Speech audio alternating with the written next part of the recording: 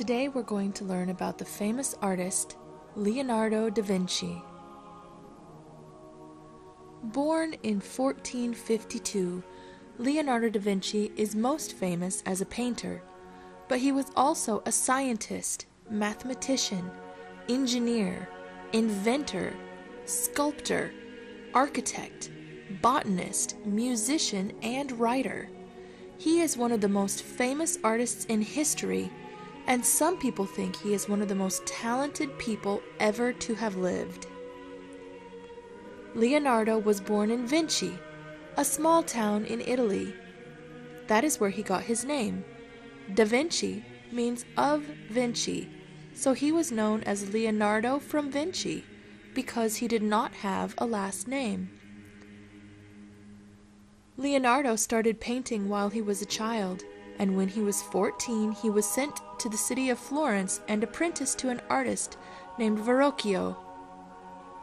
In the workshop, Verrocchio and his apprentices would often work on pieces together.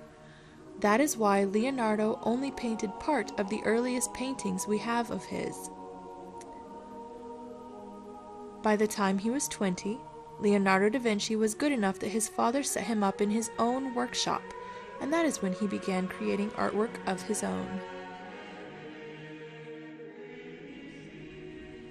Despite training as an artist, it seems that Leonardo did not think of himself as a painter.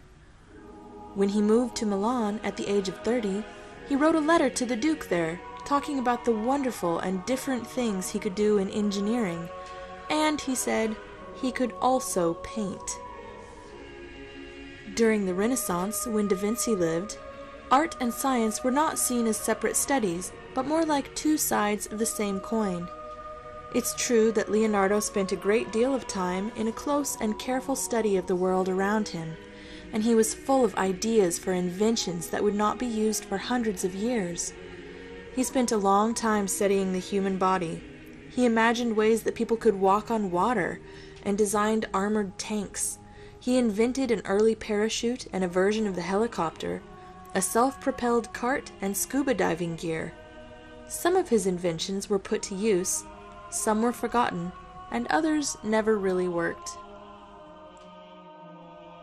One thing Leonardo wanted all his life was to find a way for a person to fly.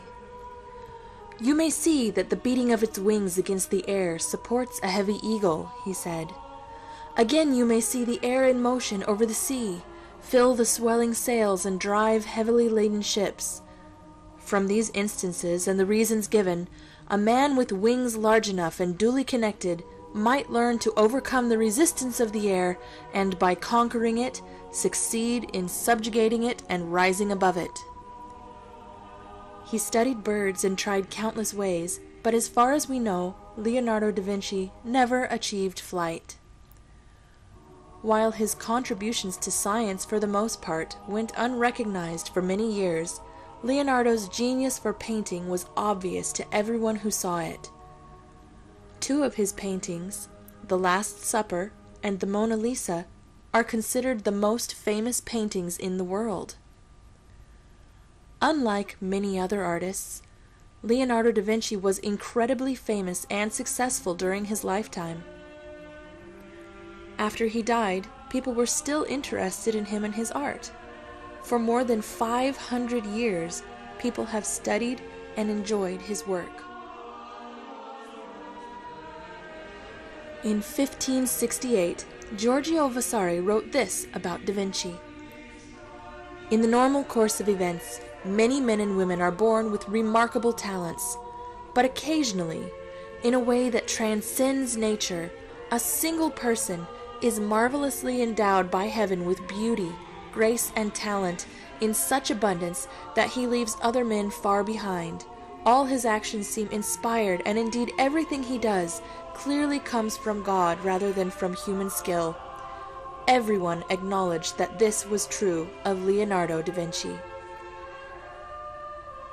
I hope you enjoyed learning about Leonardo da Vinci and seeing some of his wonderful work. Goodbye.